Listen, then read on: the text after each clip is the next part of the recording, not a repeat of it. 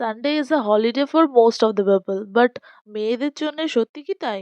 আমার জন্য তো একদমই নয়, কারণ সানডেতে সব থেকে বেশি কাজ থাকে। তো সানডেটা যাতে একটু সানডের মতো কাটাতে পারি তার জন্যই রান্নাঘরের কাজটা রেখেছিলাম একদম সিম্পল। সকালে কোনো ব্রেকফাস্ট বানাইনি, তাই দোকান থেকে আনা হলো নানপুরি আর সবজি।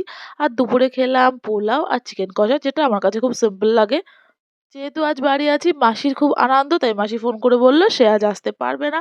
তো কাজটা আরেকটু বেড়ে গেল। সো রান্না-বান্নার পর রান্নাঘরটা একটু ডিপ ক্লিন করা হলো, কারণ সারা উইক সেভাবে হয় না পরিষ্কার করা। তারপরও ওয়াশিং মেশিনে প্রচুর জামাকাপড় কাচলাম, সেগুলোই মেলা হলো। আর এখানে আমি আর আমার হাসব্যান্ড পাশের একটা পুচকেকে হাই করছিলাম। ওরা নতুন এখানে ভাড়াতে এসছে। তো সব কাজ কমপ্লিট হলো ওই ১টা নাগাদ। তারপর স্নান-ফান করে এসে রেডি-ফেডি হয়ে একটু রেস্ট নিলাম। তারপর লাঞ্চও করে নিয়েছিলাম।